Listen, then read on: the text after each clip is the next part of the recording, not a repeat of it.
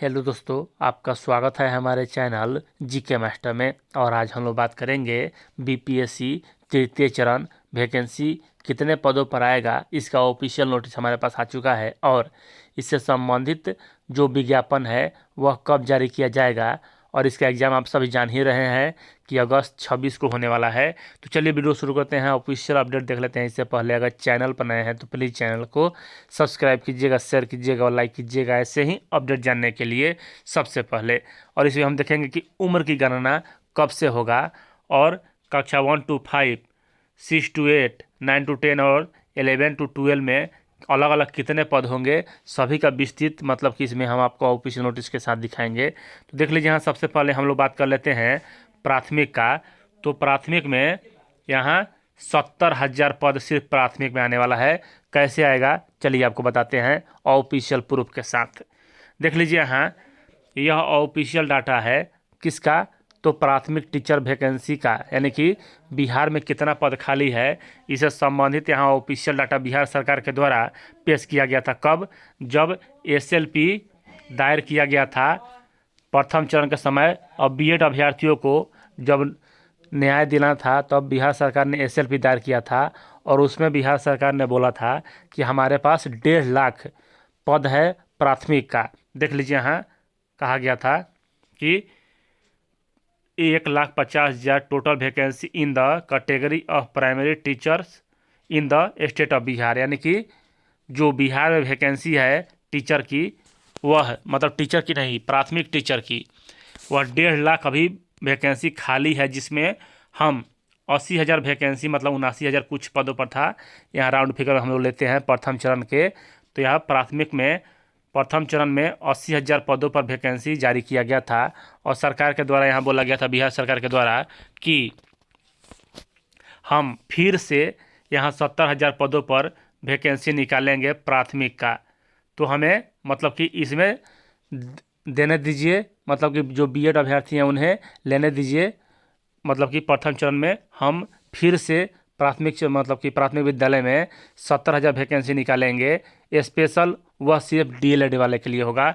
अगर आप लोगों को दिक्कत है तो यहाँ जो राज्य सरकार के द्वारा एसएलपी दायर किया गया था उसका पेज नंबर 38 देख लीजिएगा। 320 पेजों में था एसएलपी, तो आप लोग पेज नंबर 38 देख लीजिएगा। उसमें इस बात का जिक्र है कि हमारे पास 1.5 लाख पद खाली है प्राथमिक का, जिसमें 80,000 पद प्रथम चरण में भर चुका है। और इसमें से ही लगभग 16 से 17 पद, 17,000 पद द्वितीय चरण के शिक्षक में आया था। लेकिन उसमें मतलब कि कैटेगरी सभी का नहीं था, सिर्फ एससी था और जनरल था। बाकी बीसी, ईबीसी और एससी पुरुष नहीं था, एससी महिला में था। तो यहाँ 70,000 पद जो है सिर्फ कक्षा 1 to 5 में आने वाला है। देख लीजिए, यहाँ आपको पढ़ के सुना देते हैं कि बिहार राज्य में प्राथमिक शिक्षकों की श्रेणी में कुल 1.5 लाख रिक्तियां हैं। देख लीजिए, यहाँ क्यों 3 में कहा गया था, क्योंकि माननीय उच्च न्यायालय ने इस बात पर विचार करने के लिए कहा कि यदि बीएड को बाहर करने के कारण भर्ती प्रक्रिया में देरी हो रही है, पात्र अभ्यर्थियों के लिए शिक्षक छात्र अनुपात गंभीर रूप से बाधित होगा, जो स्वयं शिक्षा के अधिकार अधिनियम 2009 के प्रावधान के विपरीत है। और यहाँ उच्च न्यायालय पर इस पर विचार करना चाहिए कि मतलब जो बीएड अभ्यर्थी हैं उन्हें इसमें मौका दिया जाए। हम 70,000 वैकेंसी अलग से निकालेंगे, उसमें सिर्फ डीएलएड वाले भाग लेंगे। लेकिन सुप्रीम कोर्ट ने इस बात को नहीं माना। लेकिन यहाँ सरकार ने जो आंकड़ा पेश किया था वह था 1.5 लाख। तो यहाँ 80,000 पदों पर मतलब कि वैकेंसी पूर्ण हो चुका है, प्रथम चरण द्वितीय चरण मिलाकर प्राथमिक का। अब इसमें जो पद है वह 70,000 पद है, जो तृतीय चरण में आने वाला है कक्षा 1 to 5 का। उसके बाद हम लोग देखेंगे यहाँ कि 9 to 10 और 11 to 12 में कितने पद आने वाले हैं। तो आज ही के पेपर में यहाँ दिया हुआ है कि शिक्षक नियुक्ति अब तक 73,300 की हो चुकी है काउंसलिंग, यानी कि 73,300 की काउंसलिंग, हमारे चलिए 73,000 राउंड फिगर में लेते हैं, तो यानी कि 73,000 की यहाँ काउंसलिंग हो चुका है। उसके बाद यहाँ 15,000 पदों पर सप्लीमेंट्री रिजल्ट जारी किया जाएगा, यानी कुल मिला लें तो 90,000 पदों पर यहाँ द्वितीय चरण का वैकेंसी पूर्ण हो जाएगा।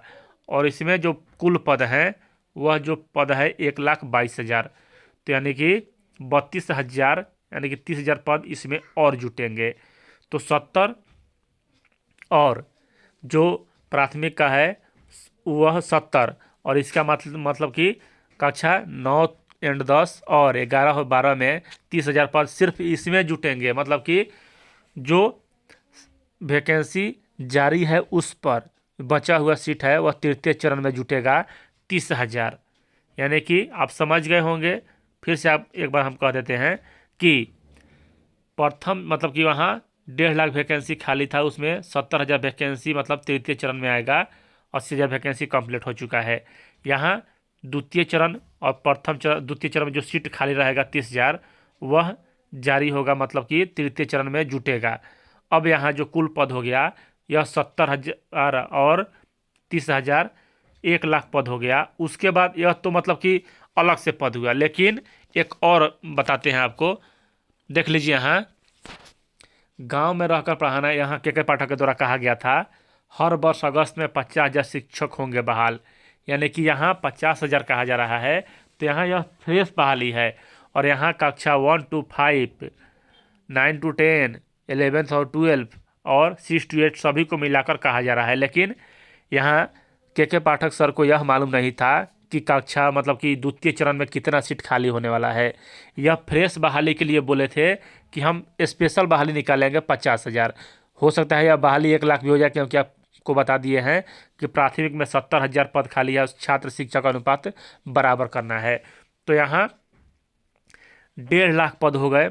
यहाँ यह फ्रेशर बहाली है, इसमें मतलब कि ना कोई टूट है ना कोई जूट है।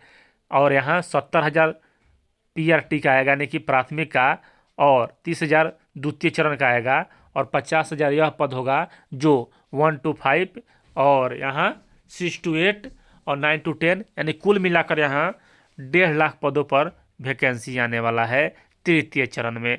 अब वैकेंसी कब तक आएगा चलिए आपको यह भी बता देते हैं। देख लीजिए यहाँ यह प्रथम चरण का वैकेंसी का था, मतलब नोटिफिकेशन, जबकि एग्ज़ाम इसका 26 तारीख को होने वाला था अगस्त में। इस बार भी एग्ज़ाम 26 तारीख को ही होने वाला है। और यहाँ मतलब कि जो भी एग्ज़ाम है और नोटिफिकेशन कब जारी किया जाएगा, तो देख लीजिए यहाँ प्रथम चरण का नोटिफिकेशन 30/5/2023 को जारी किया गया था, उसका एग्ज़ाम हुआ था 26 अगस्त को। और उसी प्रकार यहाँ जो नोटिफिकेशन है हार्डली यहाँ मई लास्ट में जारी कर दिया जाएगा, ज़्यादा लेट हुआ तो जून प्रथम सप्ताह में जारी कर दिया जाएगा, क्योंकि टाइम भरने के लिए लगेगा फॉर्म। ऐसा नहीं है कि जुलाई में आपको फॉर्म दिया जाएगा, और मतलब ऐसा नहीं है, कुछ मतलब कि छांटने उटने में टाइम लगता है, एडमिट कार्ड बनाने में भी टाइम लगता है। जब यहाँ मई में विज्ञापन जारी किया गया लास्ट में, तो मतलब टाइम नहीं बचा था थोड़ा सा भी। तो यहाँ आप मतलब कि पूरे तरह से तैयार रहिए, क्योंकि आचार संहिता भी खत्म हो जाएगा। 23 मई को यहाँ लोकसभा के चुनाव की समाप्ति हो जाएगा, और 23 मई को ही यहाँ प्रधानमंत्री जो भी बनेंगे वह शपथ लेंगे। तो कोई बड़ी बात नहीं है, सभी आचार संहिता खत्म हो गया रह गया उस समय तक, और मई लास्ट में यहाँ रिजल्ट मतलब कि विज्ञापन जारी कर दिया जाएगा। और यहाँ हम लोग बात कर लें कि जो एज है उसकी गणना कब किया जाएगा, तो 1/8/2024 से किया जा सकता है, या 1/1/2024 से किया जा सकता है, लेकिन ज़्यादा चांस है 1/8/2024 से ही किया जाएगा। और यहाँ जो भी अभ्यर्थी हैं अपियरिंग वालों को मौका नहीं दिया जाएगा, क्योंकि जो DLED हैं उन्हें मतलब कि इधर ही कंप्लीट किया जा रहा है उनका, ताकि वह वैकेंसी पर मतलब कि तृतीय चरण है उस पर का वह फॉर्म भर सकें। तो यानी कि बड़ी अपडेट आपको बता दिए। और सबसे महत्वपूर्ण यहाँ कि आप समझ गए होंगे, नहीं समझे तो एक बार और समझा देते हैं कि 70,000 वैकेंसी PRT में आएगा, 80,000 भी आ सकता है, क्योंकि के पाठक के अनुसार जो 50,000 पद है वह उसमें सभी प्रकार के वैकेंसियाँ वह स्वच्छ वैकेंसी है। तो आप समझ गए होंगे। तो चलिए इस वीडियो में इतना ही। 1.5 लाख पदों पर बम्पर वैकेंसी होगा इस बार, और सबसे ज़्यादा जो पद है वह PRT का होगा।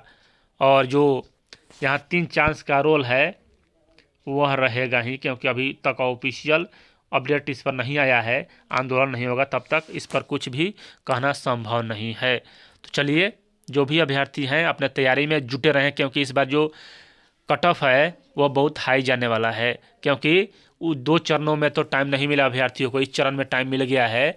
तो अच्छा से आपने तैयारी करें और अपना मतलब कि सभी बातों को ध्यान रखें।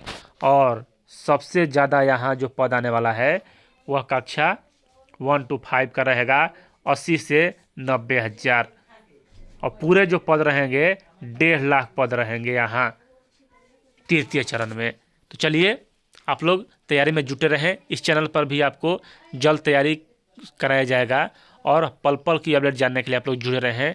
इस वीडियो में इतना ही। वीडियो देखने के लिए धन्यवाद।